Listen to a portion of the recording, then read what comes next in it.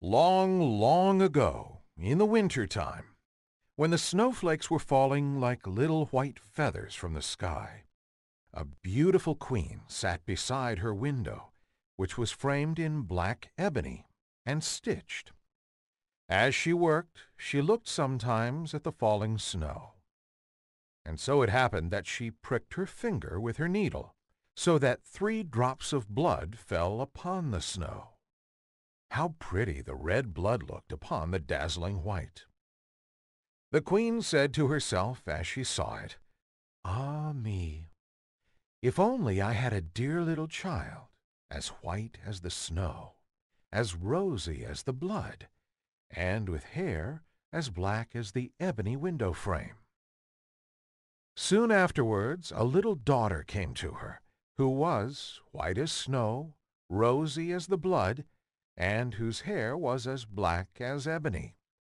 So she was called Little Snow White.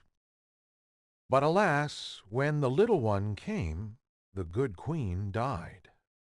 A year passed away, and the king took another wife. She was very beautiful, but so proud and haughty that she could not bear to be surpassed in beauty by anyone. She possessed a wonderful mirror, which could answer her whenever she stood before it and said, "Mirror, mirror upon the wall, who is the fairest of all?" The mirror answered, "Thou, O queen, art the fairest of all." And the queen was contented, because she knew the mirror could speak nothing but the truth.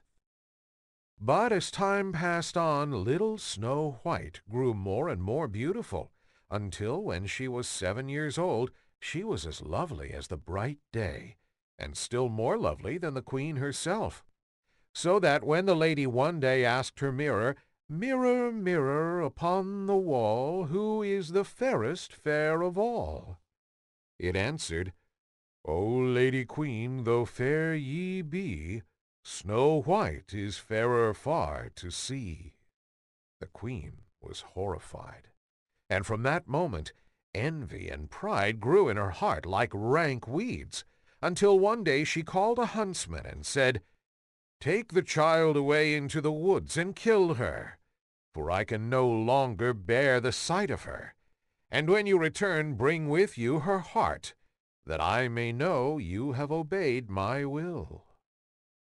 The huntsman dared not disobey, so he led Snow White out into the woods and placed an arrow in his bow to pierce her innocent heart. But the little maid begged him to spare her life, and the child's beauty touched his heart with pity, so that he bade her run away. Then, as a young wild boar came rushing by, he killed it, took out its heart, and carried it home to the queen. Poor little Snow White was now all alone in the wild wood, and so frightened was she that she trembled at every leaf that rustled. So she began to run, and ran on and on, until she came to a little house, where she went in to rest. In the little house everything she saw was tiny, but more dainty and clean than words can tell. Upon a white-covered table stood 7 little plates, and upon each plate lay a little spoon, besides which there were 7 knives and forks, and 7 little goblets. Against the wall and side by side stood 7 little beds, covered with snow-white sheets. Snow White was so hungry and thirsty that she took a little food from each of the 7 plates, and drank a few drops of wine from each goblet, for she did not wish to take everything away from one. Then, because she was so tired, she crept into one bed after the other, seeking for rest. But one was too long, another too short, and so on, until she came to the 7th, which suited her exactly. So she said her prayers, and soon fell fast asleep. When night fell, the masters of the little house came home. They were 7 dwarfs, who worked with a pickaxe and spade, searching for copper and gold in the heart of the mountains. They lit their 7 candles, and then saw that someone had been to visit them. The first said, "Who's been sitting on my chair?" The second said, "Who's been eating from my plate?" The third said, "Who has taken a piece of my bread?" The fourth said, "Who has taken some of my vegetables?" The fifth said, "Who has been using my fork?" The sixth, "Who has been cutting with my knife?" The seventh, "Who has been drinking out of my goblet?" The first looked round and saw that his bed was rumpled. So he said, "Who has been getting into my bed?"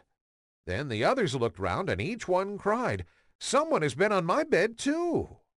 But the seventh saw little Snow White lying asleep in his bed, and called the others to come and look at her, and they cried aloud with surprise, and fetched their 7 little candles, so that they might see her the better. And they were so pleased with her beauty that they let her sleep on all night. When the sun rose, Snow White awoke, and oh, how frightened she was when she saw the 7 little dwarfs. But they were very friendly, and asked what her name was. "My name is Snow White," she answered. "And how did you come to get into our house?" questioned the dwarfs. Then she told them how her cruel stepmother had intended her to be killed, but how the huntsman had spared her life, and she had run on until she reached the little house. And the dwarfs said, "If you will take care of our house, and cook for us, and make the beds, wash, mend, and knit, and keep everything neat and clean, then you may stay with us altogether, and you shall want for nothing." "With all my heart," answered Snow White. And so she stayed. She kept the house neat and clean for the dwarfs, who went off early in the morning to search for copper and gold in the mountains, and who expected their meal to be standing ready for them when they returned at night. All day long Snow White was alone, and the good little dwarfs warned her to be careful to let no one into the house. "For," they said, "your stepmother will soon discover that you are living here." The queen, believing, of course, that Snow White was dead, and that therefore she was again the most beautiful lady in the land, went to her mirror and said, "Mirror, mirror, upon the wall, who is the fairest fair of all?" Then the mirror answered, "O Lady Queen, though fair ye be, Snow White is fairer far to see. Over the hills and far away she dwells with 7 dwarfs today." How angry she was, for she knew that the mirror spoke the truth, and that the huntsman must have deceived her.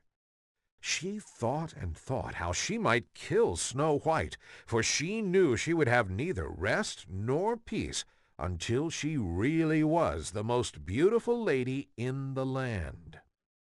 At length she decided what to do. She painted her face and dressed herself like an old peddler woman, so that no one could recognize her, and in this disguise she climbed the 7 mountains that lay between her and the dwarf's house, and knocked at their door and cried, "Good wares to sell very cheap today." Snow White peeped from the window and said, "Good day, good wife, and what are your wares?" "All sorts of pretty things, my dear," answered the woman. "Silken laces of every color." And she held up a bright-colored one, made of plaited silks. "Surely I might let this honest old woman come in," thought Snow White, and unbolted the door and bought the pretty lace. "Dear, dear, what a figure you are, child," said the old woman. "Come, let me lace you properly for once." Snow White had no suspicious thoughts, so she placed herself in front of the old woman that she might fasten her dress with the new silk lace. But in less than no time the wicked creature had laced her so tightly that she could not breathe, but fell down upon the ground as though she were dead. "Now," said the queen, "I am once more the most beautiful lady in the land." And she went away.